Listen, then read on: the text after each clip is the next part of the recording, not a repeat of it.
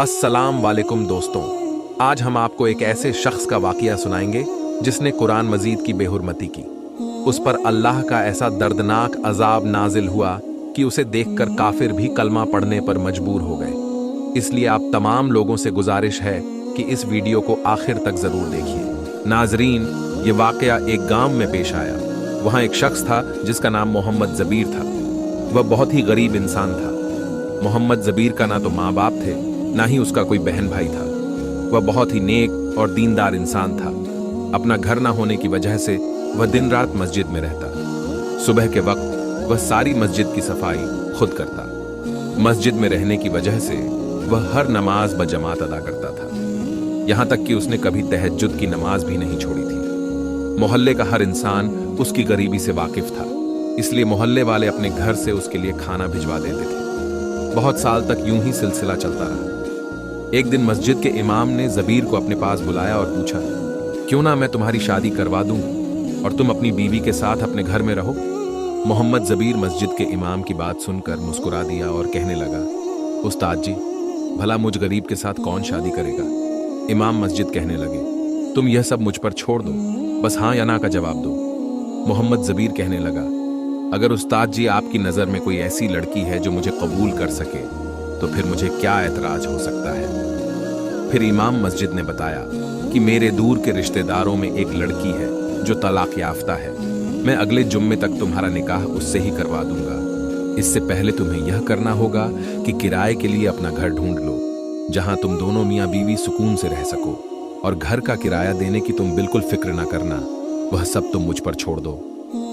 मोहम्मद जबीर ने किराए के लिए घर तो ढूंढ लिया, लेकिन निकाह की तैयारी के लिए उसके पास कोई पैसा नहीं था। निकाह से एक दिन पहले वह मस्जिद के इमाम के पास आया और कहने लगा, उस्ताद जी, मैंने किराए के लिए मकान तो ढूंढ लिया है, लेकिन मेरे पास निकाह के खर्च के लिए कुछ भी नहीं है। उसके उस्ताद ने कहा, बेटा, तुम फिक्र ना करो, तुम बस सुबह निकाह के लिए तैयार रहना। जैसे ही जुम्मा का सूरज निकला, मौलवी साहब ने मस्जिद में ऐलान करवा दिया, अगर किसी के पास कोई भी चीज अल्लाह की राह में देने के लिए है तो वह आकर मस्जिद में दे जाए, बेशक कपड़े हों, बर्तन हों या पैसे हों। बहुत से लोग अपने घरों से सामान उठाकर मस्जिद में ले आए।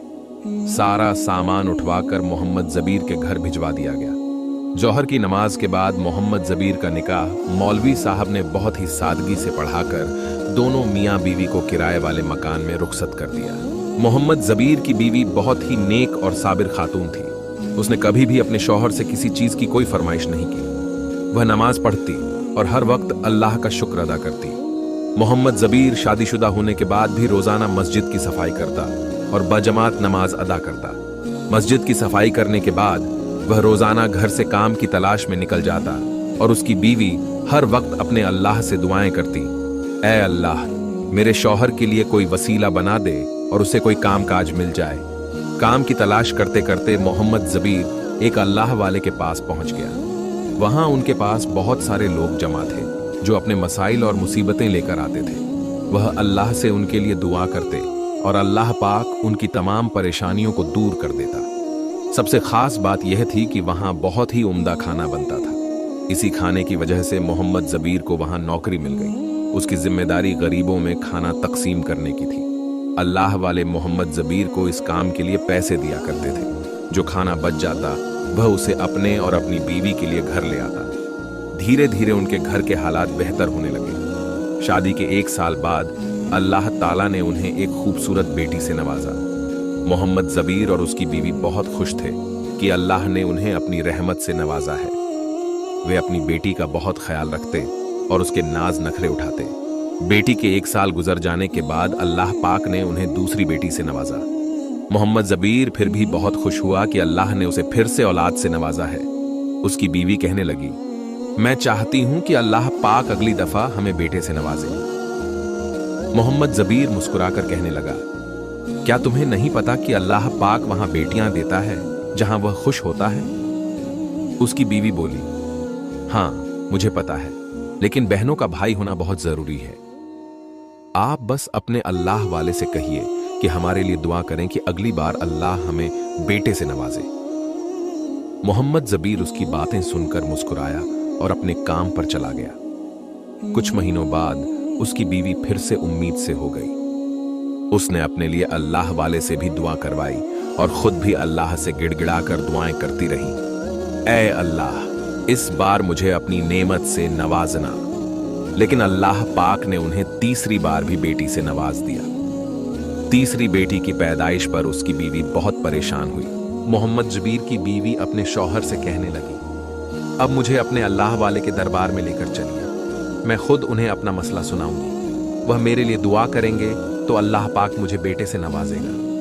मोहम्मद जबीर ने कहा, नहीं, आप घर पर रहकर दुआ करें, मैं खुद आपका मसला उन्हें सुना दूंगा। जब 1 साल और बीता तो अल्लाह पाक ने उन्हें चौथी बेटी से नवाजा। चौथी बेटी की पैदाइश पर उसकी बीवी बहुत रोई और कहने लगी, हमारे घर में पहले ही गरीबी है, अल्लाह पाक ना जाने हमें क्यों बार बार बेटियां दे रहा है। मोहम्मद जबीर ने उसे समझाते हुए कहा, तुम खुद अल्लाह की शुक्रगुजार बंदी हो, तुम्हारे मुंह से ऐसी बातें अच्छी नहीं लगती। तुम तो खुद कहती हो कि अल्लाह बेटियां जहां पैदा करता है वहां उनका रिज्क भी भेजता है। बीवी बोली, मैं माँ हूं, मेरा दिल चाहता है कि अल्लाह मुझे बेटे से नवाजे। 1 साल और बीता और इस बार भी अल्लाह पाक ने उन्हें बेटी से नवाजा। 5वीं बेटी की पैदाइश पर उसकी बीवी फूट फूट कर रोने लगी और अल्लाह से गिड़गिड़ाने लगी, ऐ अल्लाह, मैं तेरी नाशुक्री नहीं कर रही, तेरे हर फैसले से राजी हूं, लेकिन बहनों का भाई होना बहुत जरूरी है। तुझे तेरे महबूब का वास्ता, बीबी फातिमा का वास्ता, मुझे बेटे से नवाज दे। उसने अल्लाह ताला के सामने कई मन्नतें मानी और खूब नवाफिल पढ़ने, रोजे रखने और दुआएं करने का वादा किया। इस बार वह अपने शौहर के साथ अल्लाह वाले के पास चली गई और खूब रो रो कर गिड़गिड़ाई, आप तो अल्लाह के वली हैं, अल्लाह आपकी दुआ जरूर कबूल करता है, मेरे लिए एक बार दुआ करें कि अल्लाह मुझे बेटे से नवाजे।